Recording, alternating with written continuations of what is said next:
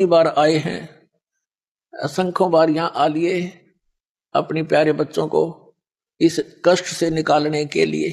लेकिन काल भगवान ने, यहाँ के स्वामी ने हमारे को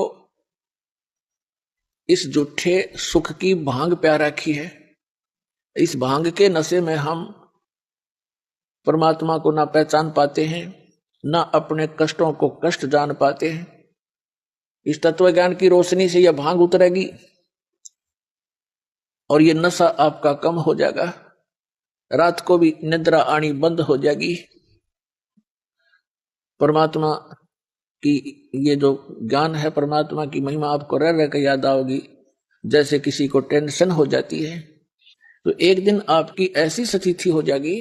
कबीर साहब कहते हैं कि जैसे पर घर पावना रह उठाए चित, एक समय आपकी ऐसी स्थिति आवेगी जैसे आप जी किसी दूसरे कहीं चले गए, किसी रिलेटिव के यहाँ रिश्तेदारी में, और वहां आपको प्रार्थना कर देते हैं कि आज रुक जाओ, आप रुक गए।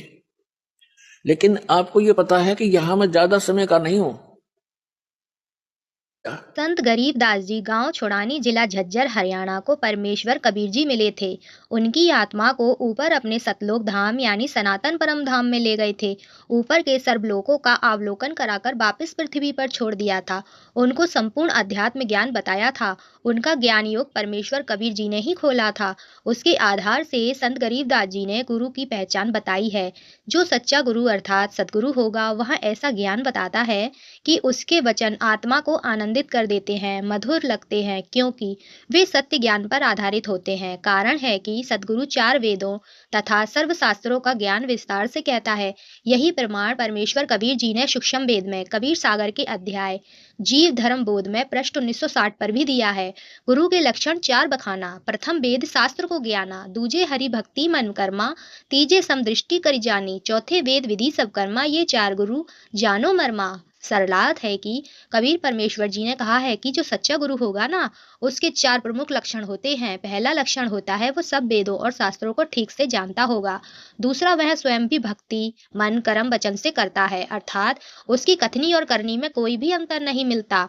तीसरा लक्षण यह है कि वह सर्व अनुयायियों को समान व्यवहार करता है, वह किसी भी अनुयायी से भेदभाव नहीं करता। चौथा लक्षण यह है कि वह सर्व भक्ति कर्म वेदों चार वेदों तो सबको जानता है। पहला ऋग्वेद, यजुर्वेद, सामवेद, अथर्ववेद तथा पांचवा जो वेद है सूक्ष्म वेद, इन सर्व वेदों के अनुसार करता है भक्ति और इसी अनुसार भक्ति करवाता है। वेदों चारों वेदों ऋग्वेद यजुर्वेद समर्वेद केवल ओम मंत्र यह नाम है